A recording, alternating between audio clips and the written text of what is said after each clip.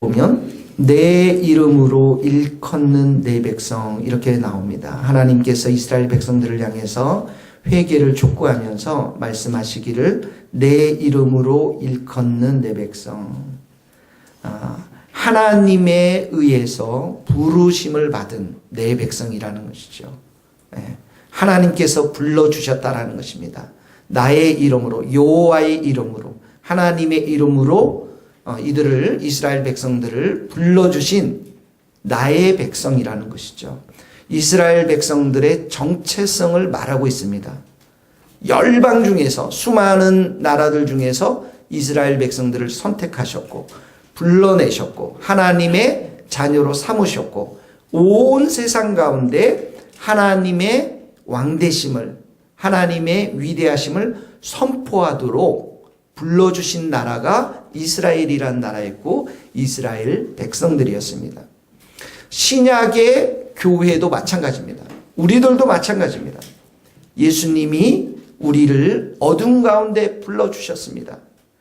그리고 예수 그리스도의 그 빛에 우리를 들어가게 하셨습니다. 너희가 나를 택한 것이 아니요 내가 너희를 택하여 세웠나니.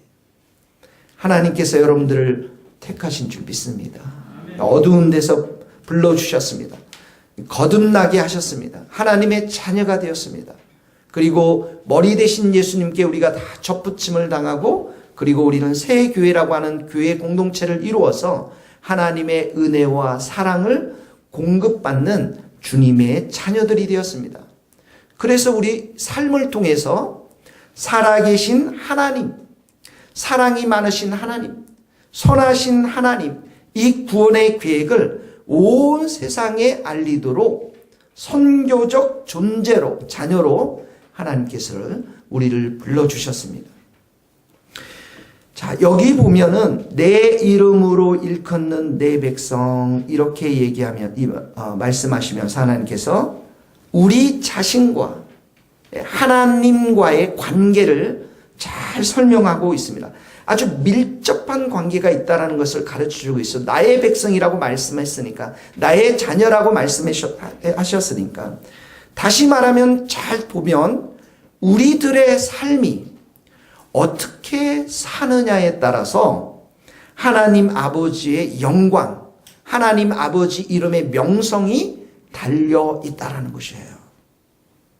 그래서 하나님은 우리를 향한 하나님의 자녀로서의 기대함이 있습니다. 소망함이 있습니다. 그 첫 번째가 뭐냐면 한번 따라해 봅시다. 그들의 악한 길에서 떠나 스스로 낮추고, 악한 길에서 떠나서 스스로 낮춰라. 이 악한 길이라는 것은 우리가 예수님을 믿기 전에 우리의 육신으로 살았던 삶들, 옛사람으로 살았던 삶들, 감정으로 살았던 삶들, 타락한 본성을 따라서 살았던 그 삶의 길에서 떠나라는 것이죠. 떠나라는 것은 방향을 완전히 바꾸라는 것입니다. 어떻게 해요? 하나님이 기뻐하시는 삶으로, 하나님의 뜻에 순종하는 자녀로, 하나님의 말씀에 순종하는 자녀로 너희들의 삶의 길의 방향을 완전히 바꾸라는 거예요. 바꾸고 있습니까?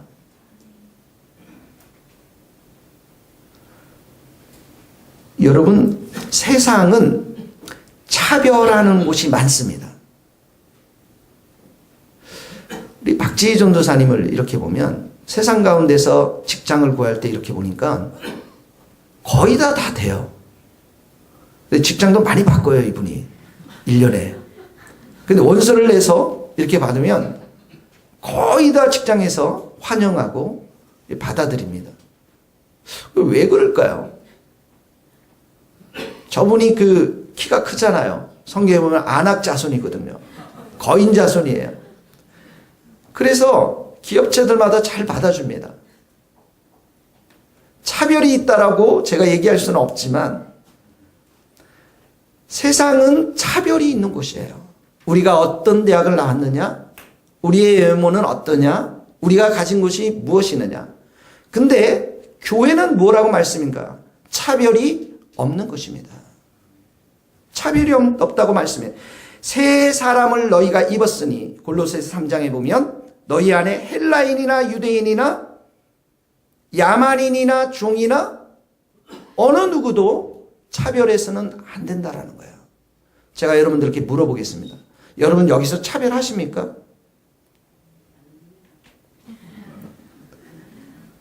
차별을 하고 사람을 만나고 대하면 육신으로 아직도 살고 있다는 거예요. 옛날의 길에서 아직도 벗어나지 못하고 있다는 것입니다. 그래서 그 길에서 떠나라는 것입니다. 스스로 낮추라는 것이죠. 다시 말하면 회개하라는 것입니다. 그래서 우리는 성경을 읽을 때 수많은 말씀들이 우리들 삶 가운데 부딪힐 때 이렇게 옛사람으로 살아가는 우리의 삶을 볼 때 우리가 어떻게 해야 됩니까? 좌절하고 낙심하고 무기력한 가운데 빠지는 것이 아니라 주님의 십자가 앞에 나와서 회개하는 것입니다. 그래서 예수님께서 처음 오셨을 때 이렇게 말씀하셨죠. 회개하라, 천국이 가까웠느니라. 천국이 하나님의 나라가 예수님께서 하나님 나라의 이 땅 가운데 가져오셨어요. 회개하라는 것입니다. 그리고 아직 그 나라는 완전히 완성되지 않았어요. 예수님이 재림하시면 완성됩니다. 그러면 그때까지 우리가 해야 할 일이 무엇입니까? 가장 중요한 일이 회개하는 일입니다. 성경에 보면 너희가 회개하고 돌이키면 너희 죄 없이함을 받으며 이같이 하면 새롭게 되는 날이 하나님으로부터 너희에게 이르노니. 이렇게 나와 있습니다. 우리가 죄를 회개하면 우리의 마음이 아주 상쾌해진다는, 아주 시원해진다. 죄가 있으면 아무것도 우리가 할 수가 없다라는 것입니다. 하나님께서 우리에게 첫 번째 기대하는 소망은 무엇이냐면 우리의 삶을 돌이키는 것입니다. 날마다 회개하는 것입니다. 그래서 회개하는 자들에게 주어주시는 하나님의 그 상쾌한, 영혼의 상쾌한 마음들, 영혼의 짐의 자유한 마음들, 기쁨의 마음들, 이 마음들을 하나님은 우리가 갖기를 원하시는 것입니다. 두 번째 보세요. 두 번째는 보면 악한 길에서 떠나 스스로 낮추고 기도하여 내 얼굴을 찾으면, 이렇게 나와 있습니다. 따라해 보시죠. 기도하여 내 얼굴을 찾으면. 네, 간절히 기도하는 것 하나님이 기뻐하십니다. 어린아이를 잃은 어머니의 심정으로 여러분들의 삶의 많은 것들을 하나님 앞에 간절히 기도하는 사람, 하나님께서 반드시 만나주시고 좋은 것으로 채워주실 줄 믿습니다. 그런데 여기 보면 내 얼굴을 찾으면, 이렇게 나왔습니다. 얼굴을 찾는다. 이 무슨 말입니까? 하나님의 임재를 구하는 것입니다. 하나님의 임재를, 하나님은 우리와 항상 함께 하십니다. 임마누엘 하나님이십니다. 공부할 때도 요리할 때도 언제나 함께 하십니다.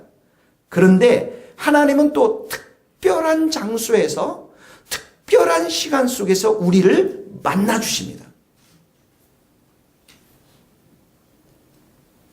우리 여기 원석이가 있는데 저 친구가 운동을 굉장히 잘하는 친구예요. 아마 보성이 형제의 후임이 될 가능성이 높습니다. 그 운동을 잘하고 니까 김부경 집사님이 얼마나 사랑하겠어요. 학교를 끝나면 너 떡볶이 먹을래? 순대 먹을래? 사랑하니까 늘 이렇게 격려하고 쓰다듬어주고 위로해 주겠죠.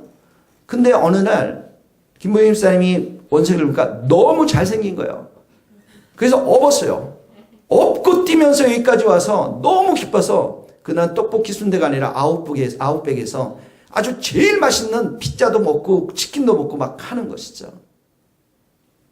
그런 날이 앞으로 올 날이 올 수 있을 거라고 믿어요. 엄마의 사랑을 늘 받지만 그날은 어떻게 해요? 특별한 날이에요. 엄마의 사랑을 특별히 경험하는 날이라는 것이죠.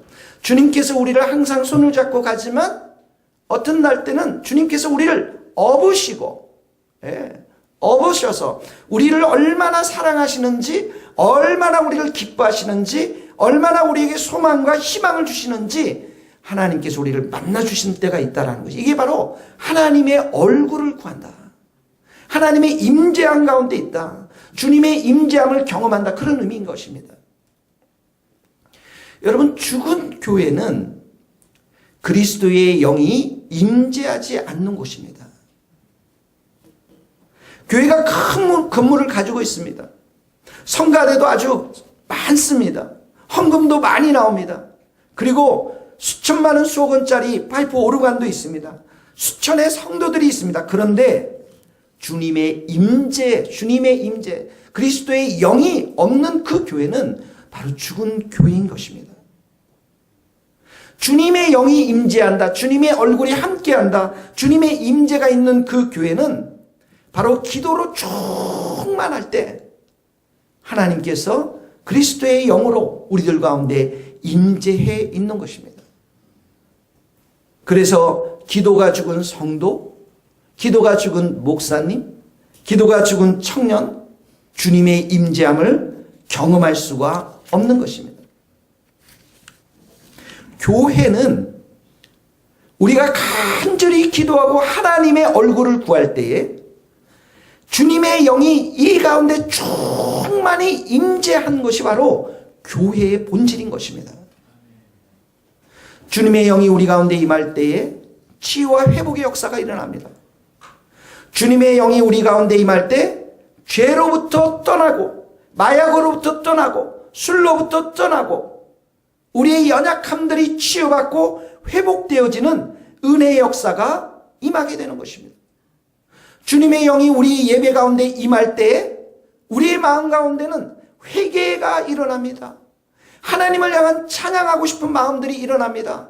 진심으로 하나님을 사랑하고자 하는 그런 마음들이 일어나면서 절망이 떠나가고 두려움이 떠나가고 자기를 비하하는 그 모든 마음들이 예수의 이름으로 사라지게 되는 것입니다. 여러분, 이렇게 주님의 영이 강하게 한번 임재한 경험들이 있습니까? 기도 모임이 있었는데 그 기도 모임에 저는 매주 금요일마다 참여했던 사람이었는데 그날따라 저는 아주 절망과 좌절 가운데 빠져 있었습니다. 주님이 심지어 정말 계시지 않는구나. 나를 버려뒀구나. 나에게는 전혀 관심이 없구나. 그런 때가 있었습니다.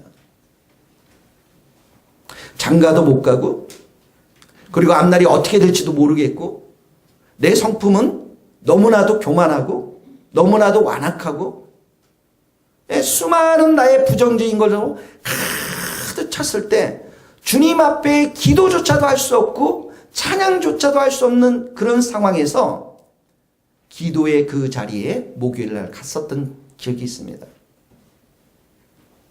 그런데 그 자리에서 주님의 강한 임재가 20명이나 되는 수많은 우리 형제 자매들 중에서 저에게 임했습니다. 주님의 강한 임재가 임하니까 어떤 줄 아세요? 속에서부터 막 찬양이 막 울려 퍼지는데요. 입을 다물지를 못해요. 그리고 제 속에서 영어로 방언으로 찬양이 확 울려 퍼지는데 그 가운데 주님의 영이 임재했습니다. 그리고 그 함께 기도하는 형제 자매들이 굴러떨어지기 시작하면서 죄를 통곡하고 기뻐하고 주님이 주시는 자유와 은혜와 은총과 소망을 경험하는 시간들이 저에게 2시간 동안 유지되었던 것이잖아요. 그 2시간 동안 주님의 영이 임재하니까 절망이 다 사라지고요. 낙심이 다 사라지고 그렇게 두려웠던 것, 염려했던 모든 것들이 다 사라지면서 오직 여호와 하나님의 살아계신 그 위대하신만이 생생하게 내 영혼에 100% 충만히 임하면서 새 힘과 용기를 얻었던 적이 있습니다. 주님의 영이 임하면 우리의 마음이 완전히 바뀌어지는 것입니다. 그래서 주님은 오늘도 여러분들을 불러요. 내게로 오라고 부르십니다. 나와 독대하자라고 부르십니다.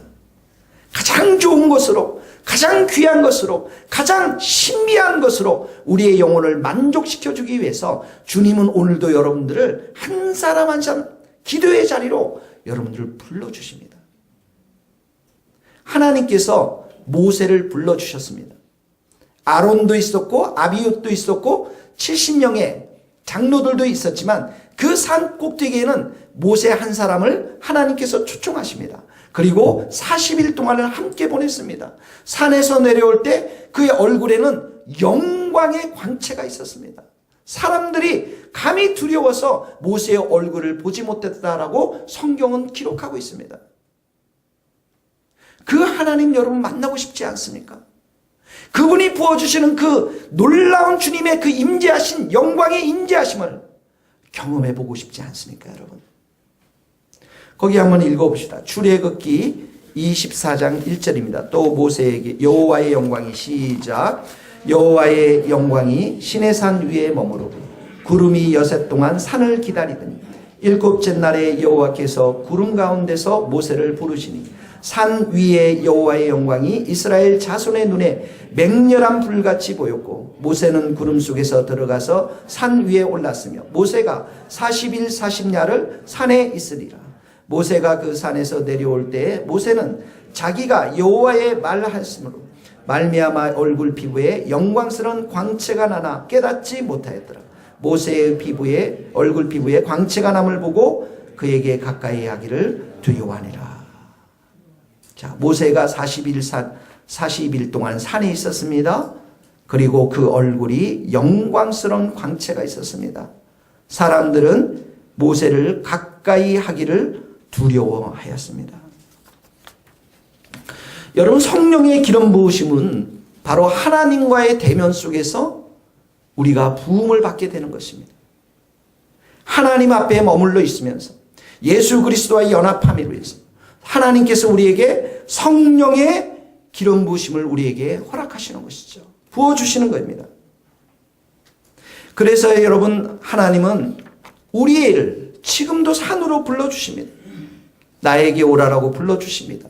기도 가운데 내 얼굴을 찾으라라고 불러주십니다. 근데 우리는 시간이 많이 없습니다. 하나님을 만날 시간이 없습니다. 우리는 할 일이 너무 많습니다. 친구도 만나야 됩니다. 우린 핑계도 많습니다. 산에 가려면 전철이 그 산 지점까지 가지도 않고 핑계도 많습니다. 근데 주님은 우리에게 말씀하십니다.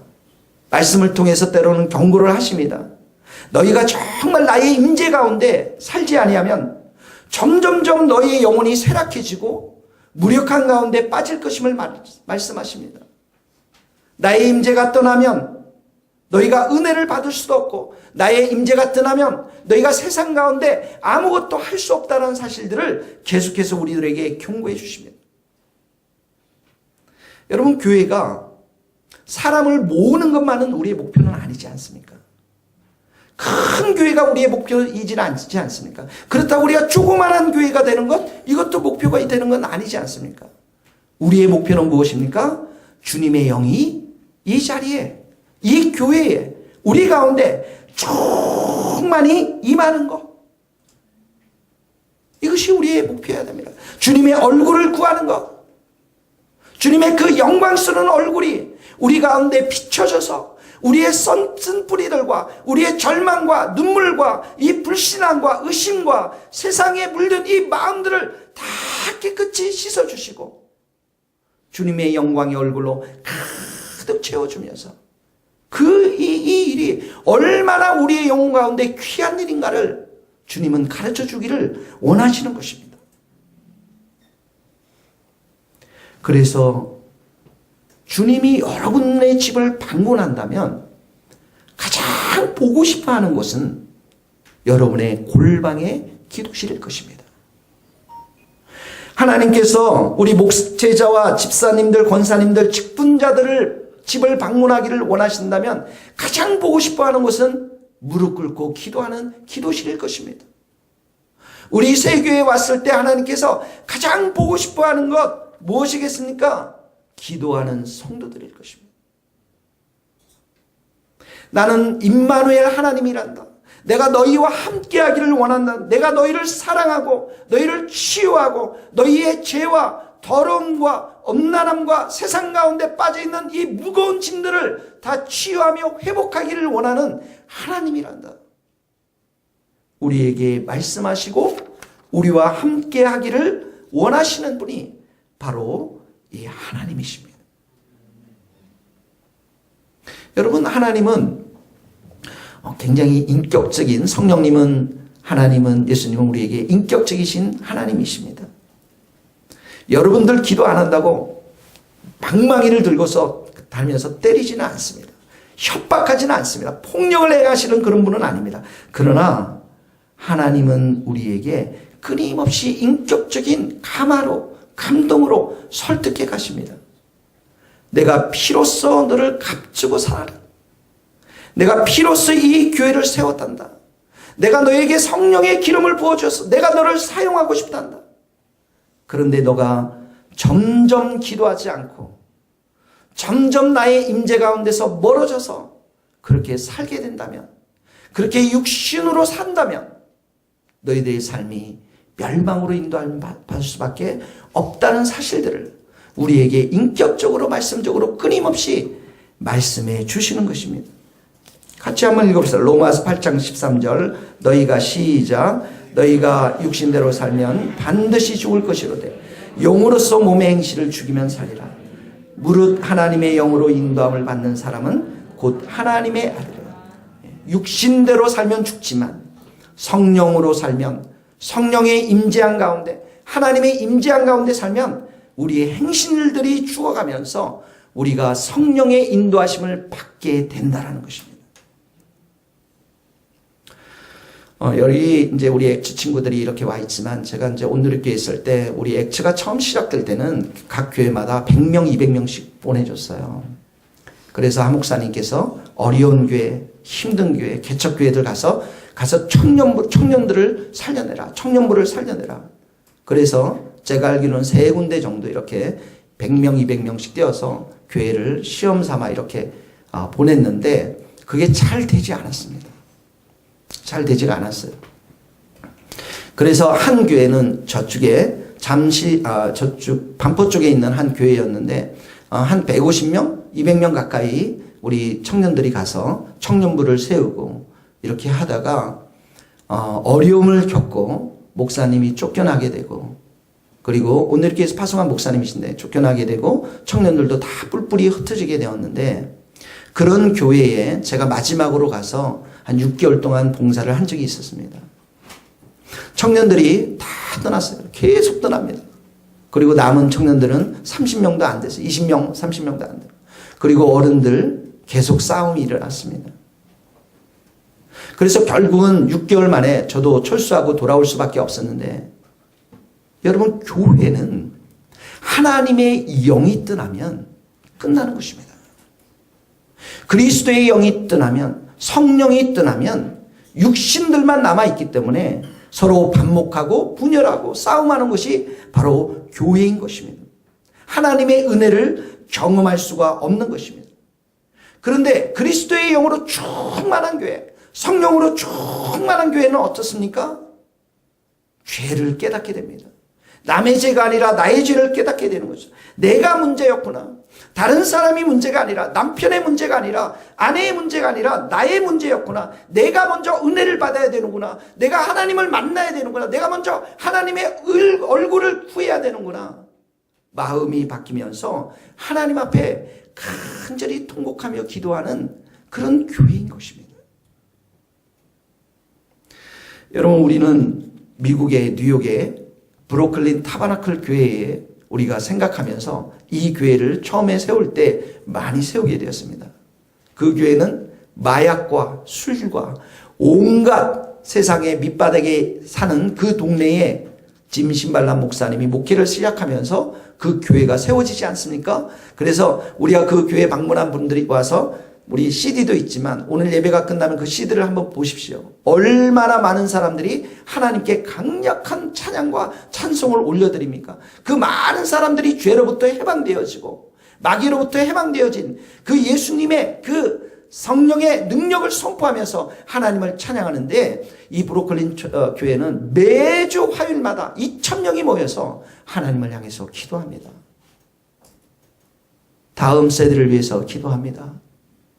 이 음란한 세대, 마약의 세대, 이 사회 속에서 우리 어린 영혼들을 향해서 그들이 모여서 함께 기도하는 것입니다. 사랑하는 성도 여러분, 우리의 성도들 마음 가운데, 이 교회 가운데 예수 그리스도의 영이 충만히 임할 때, 우리가 그때 소망과 우리가 그때 희망을 노래할 수 있으며, 그리스도의 영으로 충만할 때 하나님이 우리를 통해서 일하실 줄을 믿습니다. 여러분, 우리가 주님의 임재를 경험하도록 예수님께서 그 모든 일들을 다 행하셨는데, 우리가 예수님의 임재가 있는 곳, 그 보좌 앞으로 나아갈 수 있는 근거가 두 가지가 있습니다. 하나는 뭐냐면 예수님의 피로 말미암아 우리가 그 보좌 앞에 담대히 나갈 수가 있습니다. 거기 한번 읽어봅시다. 그러므로 형제들아, 시작. 그러므로 형제들아, 우리가 예수의 피를 힘입어 성소에 들어갈 담력을 얻었네. 성소에 들어갈, 지성소에 들어갈 하나님이 계신 그 임재한 곳에 우리가 담대할 들어갈 자유를 얻게 되었는데, 뭐 때문에 그렇다고요? 예수님의 피로 말미암아. 예수님의 피로 말미암아. 그래서 예수님의 피로 말미암아 우리는 하나님 앞에 나가서 하나님을 두려워할 필요 없어요. 하나님을 무서워할 필요 없습니다. 하나님을 기뻐하며 우리 아버지 되신 하나님, 선하신 하나님, 사랑이 많으신 하나님, 그 하나님 앞에 우리가 아빠 아버지라 부르면서 부르짖으면서 우리의 마음을 다 쏟게 될 때, 하나님은 어떡합니까? 그때 우리에게 용서를 주시고 새로운 살 길을 주시고 무거운 짐들을 다 내려놓게 하시고 슬픔을 제거하시고 눈물과 통곡들을 제거하시고 우리들 가운데 기도의 모든 소원들을 응답해 주시고 우리에게 평안을 주시고 기쁨을 주시고 친밀한 은혜들을 주시면서 하나님의 임재가 무엇인지를, 그리스도의 영의 임재가 무엇인지를 우리에게 충만히 보여주시는 것입니다. 그래서 우리가 하나님의 보좌 앞에, 임재 앞에 갈 때 이 예수님의 피를 통해서 가고요. 또 하나는 부활하여 지금도 살아계시는 예수님을 통해서 들어갈 수가 있는 것입니다. 예수님은 여러분 살아계십니다. 하나님 보좌의 우편에 앉으셔서 우리를 불쌍히 여기십니다. 우리를 격려해 주세요. 우리에게 생기를 불어넣어 주시고 우리에게 기도의 능력을 주시고 우리의 말할 수 없는 모든 기도 제목들을 함께 중보기도 하면서 하나님 보좌 앞으로 가도록, 하나님의 그 임재 앞으로 가도록 우리를 격려하시고 위로하시는 것입니다. 그래서 여러분, 기도할 때 예수님의 피로, 예수님의 이 사랑으로 우리가 그 보좌 앞에 나아가는데, 감히 이 일을 방해하는 것들이 있습니다. 사단의 참소가 있습니다. 사단의 비아냥들이 있습니다. 때로는 여러분, 우리 마음에 불편함들이 있습니다. 우리가 부족하다는 느낌도 있습니다. 과거의 실패, 쓰라린 상처도 있습니다. 마음을 낙심시키는 것도 있어요. 내가 이래서요. 죄책감도 들 때도 있습니다. 부정적인 것도 있습니다.